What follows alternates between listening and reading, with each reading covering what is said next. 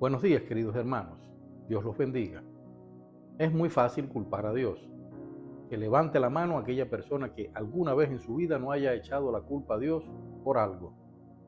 Y es que los seres humanos, si hemos reconocido a Jesucristo como nuestro Señor y Salvador, alabamos a Dios cuando estamos en victoria, pero nos cuestionamos su justicia y su poder si atravesamos algún valle de sombra.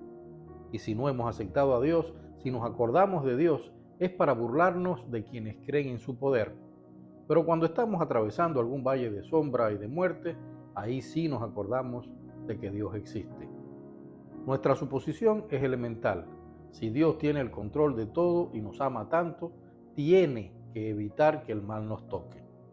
Como muchas veces el mal nos aplasta, entonces soltamos con mucha facilidad esa frase: Dios no existe porque no me ayudó. Dios tiene la culpa porque no evitó que ese mal me tocara.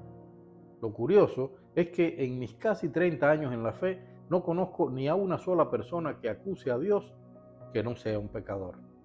En nuestra familia tuvimos un trauma que nos estremeció. Un verdadero hijo de Dios en todo sentido, dedicado a servir a Dios, enfermó de cáncer y murió. Ni siquiera en sus peores momentos de sufrimiento le escuchamos ni una sola palabra de recriminación a Dios por su enfermedad y por ese infierno de dolores que sufrió durante casi 10 años. En sus peores momentos nos habló de Dios, nos hizo saber que Dios estaba usando aquellas circunstancias para limar asperezas en su vida. Nos demostró que estaba aferrado al plan de Dios para su vida, dispuesto incluso a atravesar el valle de sombra y de muerte, feliz, porque sabía que si eso ocurría, Cristo lo estaría esperando al otro lado. En todo momento este familiar dijo exactamente como Job: aunque él me matare, en él esperaré. Leemos en Job 13:15. Pero, y esto es lo más lamentable, quienes le echaron la culpa a Dios por la muerte de mi familiar ni siquiera supieron hacer bien las cosas que Dios mismo recomienda en su palabra para sanar a los enfermos. Cuando hablamos de la omnipotencia de Dios, tenemos que entender que no tenemos ningún derecho a cuestionar lo que Dios hace, y menos en el caso de la muerte, que fue el castigo que recibimos precisamente porque desobedecimos a Dios en el jardín del Edén, donde disfrutábamos de la eternidad. Allí, por nuestras malas acciones contra Dios, entró la muerte en la humanidad. Empecemos entendiendo que cada uno de nosotros es un plan de Dios y que nuestros días están contados y que nuestra muerte está colocada en ese plan. Escuchemos, queridos hermanos, para lograr impactos, efectos, lecciones y consecuencias que serán útiles también para el plan de Dios con otras personas. Es duro de entender, pero así es como funciona. Desde nuestro nacimiento a nuestra muerte, todo en nuestra vida está concebido por Dios para su plan perfecto de salvación. Y las conexiones que Dios ha pensado entre la infinitud de planes de vida que ha tejido y teje para hacer el lienzo de ese plan divino, jamás la comprenderemos. Entendamos también algo que olvidamos. Ese plan de Dios solamente se torcerá cuando nosotros mismos nos apartamos de los caminos de Dios, utilizando mal ese libre albedrío con el que Dios nos hace responsable de nuestros actos. ¿Se entiende bien esto? Dios hace el plan, pero nos deja la elección de seguir lo que Él escribió en ese plan si somos fieles a sus mandamientos, o la elección de salirnos de ese plan, torcerlo a nuestros antojos cuando elegimos estar lejos de su justicia, su reino y su amor. Es posible entonces que la muerte temprana no estuviera en el plan de Dios para la vida de esa persona y que sea resultado de alguna trastada del diablo, a quien solemos abrirle muchas puertas cuando no seguimos los caminos de Dios y el ejemplo de perfección que nos legó Jesucristo. Mas ojo, es también posible que la muerte temprana sí estuviera en el plan de Dios para la vida de esa persona, porque repito, también nuestra muerte entra en el plan de Dios para su reino. Culpar a Dios significa que creemos que Él se ha equivocado. Nos convertimos así en su juez y verdugo.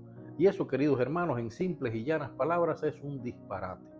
Cuando analizamos el plan original que Dios concibió para nosotros, nos damos cuenta que lo que hoy tenemos, todo el dolor, el sufrimiento, la muerte, es resultado de nuestra metedura de pata. Y aún así, nuestro Padre Celestial insiste en salvarnos. ¿Queremos sinceramente evitar culpar a Dios? Preguntémonos entonces cómo entró todo el mal a nuestro mundo. ¿Acaso fue Dios? Fuimos creados perfectos para habitar en un mundo perfecto, como leemos en Génesis 1:2. Todo ese mal del que nos quejamos ahora culpando a Dios porque lo permite, lo trajo el pecado de Adán. Trajo la devastación, el desastre y la muerte al mundo perfecto de Dios. Los huracanes, los tornados, los terremotos, las sequías, todos esos desastres naturales son culpa de ese pecado, como está escrito en Génesis 3 del 17 al 19. ¿Por qué pagar yo por la culpa de Adán? Es injusto, nos decimos. Y la respuesta es simple, porque el pecado no terminó en Adán. Cada día todos, sin excepción, pecamos y nuestras propias decisiones pecaminosas crean un efecto de dominó que hace eco en nuestras vidas, pero además el pecado de los demás, especialmente de nuestra familia, también nos afecta. Antes de culpar a Dios por algún mal, examinemos nuestra propia vida y busquemos honestamente las decisiones que podrían haber provocado ese mal. En segundo lugar, examinemos nuestra propia relación con Dios. Da vergüenza muchas personas que nunca piensan en Dios en su vida personal o que se acuerdan de Dios solamente los domingos, se vuelven muy religiosos cuando ocurre un desastre. Viven para sí mismos el 99% del tiempo como si no existiera Dios, pero cuando llega la tragedia, la culpa es de Dios. Otra cosa que tiene que ver con la aplicación cotidiana de nuestra fe. Le echamos la culpa, por ejemplo, de la muerte de ese familiar, pero no nos cuestionamos ni siquiera si ante esa enfermedad hemos cumplido, hemos agotado todas las posibilidades que sobre la sanidad nos enseña Dios en su palabra, nuestra Biblia. Aclaremos, tener una relación correcta con el Señor no nos libra de poder sufrir terribles experiencias.